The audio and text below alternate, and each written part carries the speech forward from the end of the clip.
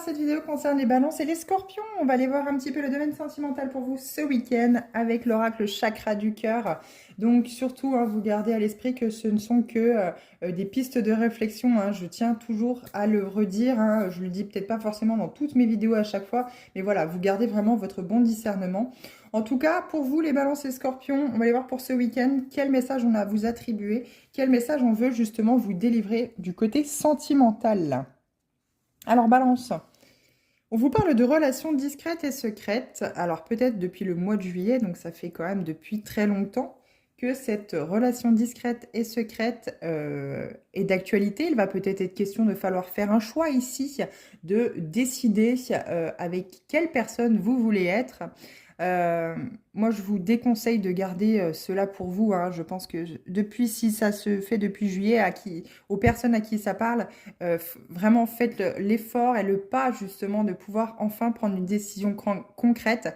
Et je pense sincèrement que l'univers va vous y pousser justement ce week-end encore plus que d'habitude, peut-être avec la découverte de l'autre que justement il y a une relation ici extra-conjugale.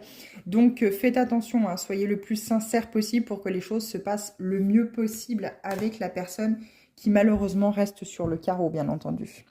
On a le droit de tomber amoureux ou de ne plus souhaiter continuer dans la relation dans laquelle on est.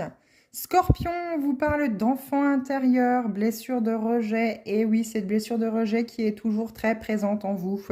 Vous devez vous connecter à votre enfant intérieur pour écouter ce qu'il a à vous dire, pour le prendre par la main et être ce parent que finalement vous n'avez jamais eu dans votre vie. Pour certaines d'entre vous, Scorpion, à qui ça parle, n'hésitez pas à vous faire aider d'un ou d'une thérapeute pour justement pouvoir avancer.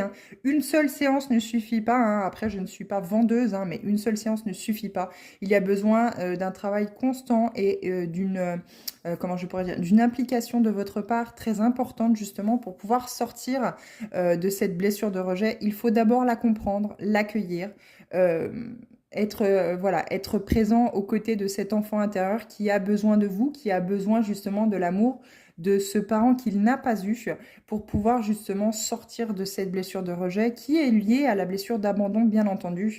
Mais je vous conseille très vivement ici de pouvoir consulter une personne qui va vous aider et vous éclairer sur cette blessure de rejet afin de pouvoir définitivement sortir de ces carcans.